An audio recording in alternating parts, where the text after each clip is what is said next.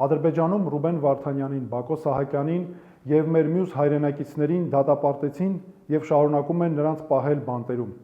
որովհետեւ նրանք հայ են։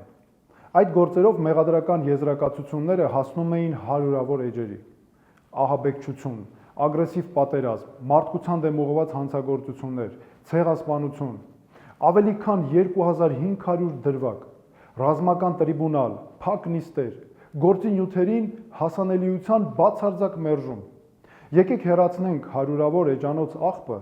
մեղադրանքները, որոնք հորինվել էին օրինականության պատրանք ստեղծելու համար, եւ տեսնենք, թե ինչի համար են իրականում այս մարդկանց դատապարտել։ Արայիկ Հարությունյան, Ցմահ ազատազրկում, որովհետև հազարամյակներով իրենց հողի վրա ապրող արցախահայերը նրան ընտրել էին իրենց ղեկավար։ Դավիթ Իշխանյան, Ցմահ ազատազրկում, որովհետև ղեկավարել է խորհրդարան։ Դավիթ Բաբայան, Ցմահ ազատազրկում, որովհետև արցախահայերի իրավունքները ներկայացրել է միջազգային հարթակներում։ Լևոն Մնացականյան, Ցմահ ազատազրկում, որովհետև իր հայրենակիցներին պաշտպանել է ոչնչացումից։ Դավիթ Մանուկյան, Ցմահ ազատազրկում, որովհետև օգնել է այդ հարցում։ Արկադի Ղուկասյան եւ Բակո Սահակյան, 20-ական տարի ժամկետով ազատազրկում, որովհետև որպես ղեկավարներ ժամանակին ապահովել են իրենց հայրենակիցների գոյատևումը։ Նրանք Ցմահ ազատազրկման չեն դատապարտվել միայն այն պատճառով, որ ադրբեջանական օրենքը թույլ չի տալիս։ Նրանք 65 տարեկանից բարձր են։ Ռուբեն Վարդանյան, ազատազրկում 20 տարով, որովհետև եկել էր օգնելու։ Ռուբեն Վարդանյանն ինքը այդ դատավճիռն անվանեց ոչ թե դատ, այլ դատաստան։ Մարդը չնայած միլիարդավոր կարողությանը հայտարարեց, որ հրաժարվում է ռուսական քաղաքացիությունից, որպեսզի կանգնի 120,000 հայերի կողքին, որոնք սովի մատնվեցին շրջափակման պայմաններում։ Նա եկել էր ոչ թե պատերազմելու, այլ որպեսզի մարդիկ սովից չմեռնեն։ Դրա համար ազատազրկում 20 տարով։ Հիմա ասեք, որն է նրանց իրական մեղքը։ Նրանք ղեկավարում էին դպրոցներ, ապահովում էին ջրամատակարարում, կազմակերպում էին ընտրություններ, ուսուցիչների եւ բժիշկների աշխատավարձեր էին վճարում, կազմակերպում էին տարհանումներ հրետակոծությունների տակ, վարում էին հրադադարի բանակցություններ, շրջափակման ժամանակ մարդկանց կերակրում էին։ Բաքուն սա որակում է որպես ահաբեկչություն։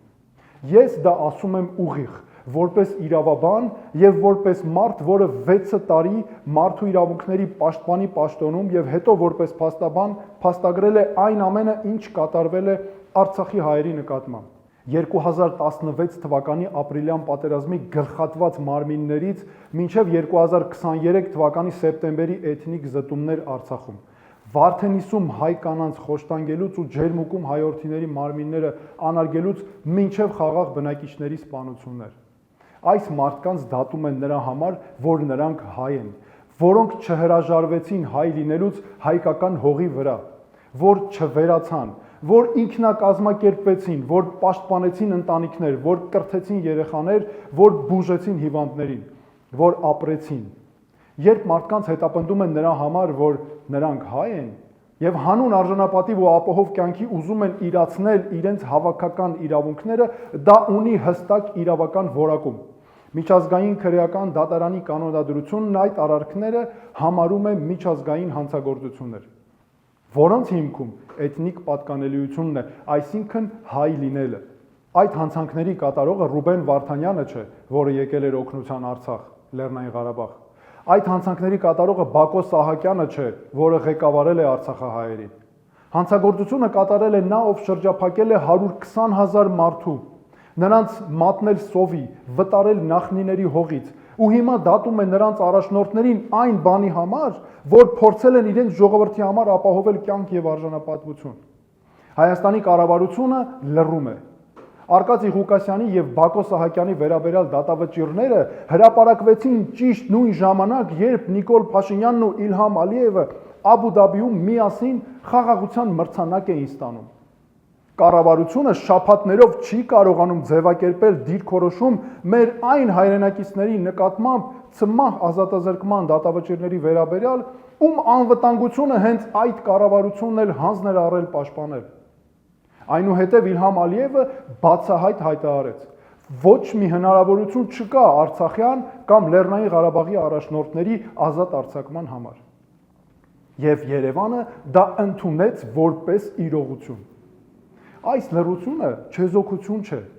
Այսպիսի դեպքերում, երբ պետությունը լռում է սեփական քաղաքացիների դատավճիռներին ի պատասխան, ուրեմն համաձայն է, ուրեմն համերաշխ է այդ մեղադրանքների հետ։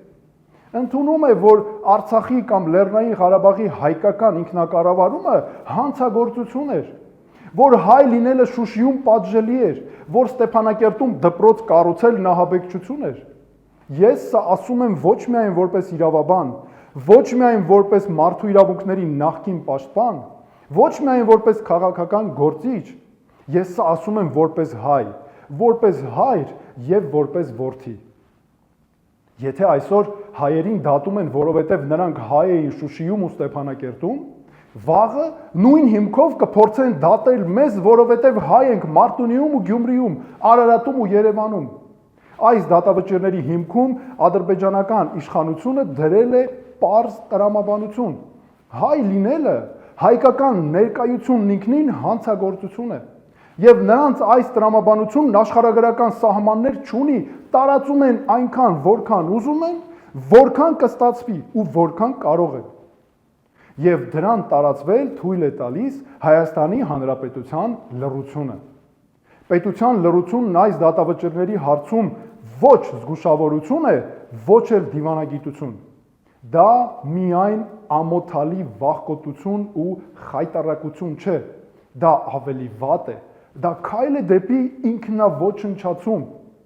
որովհետև պետությունը, որը համաձայնում է, որ իր քաղաքացիներին կարելի է դատել նրանց ինքնության համար, վաղ թե ուշ դադարում է լինել պետություն։ Այն դառնում է պարզապես տարածք։ Մենք ունենք գործիքներ, Միավորված ազգերի կազմակերպություն, ՄԱԿ-ի արդարադատության միջազգային դատարան, մարդու իրավունքների եվրոպական դատարան, ՄԱԿ-ի կամայական կալանքների հարցերով աշխատանքային խումբ, ԵԱՀԿ մեխանիզմներ, շվեյցարական խաղաղության նախաձեռնություն եւ այլն։ Դրանք գոյություն ունեն, դրանք գործում են, դրանք պետք է օգտագործել ամեն օր, գիշեր, ցերեկ, համակարգված մասնագիտական աշխատանքով։ Բայց գործիքներ օգտագործելուց առաջ պետք է մեր մեջ գտնել կամք ասելու համար մի պարզ բան. մեր մարդկանց դատում են նրա համար, որ նրանք հայ են, եւ մենք դա չենք ընդունի, այստեղից է սկսվում ամեն ինչ։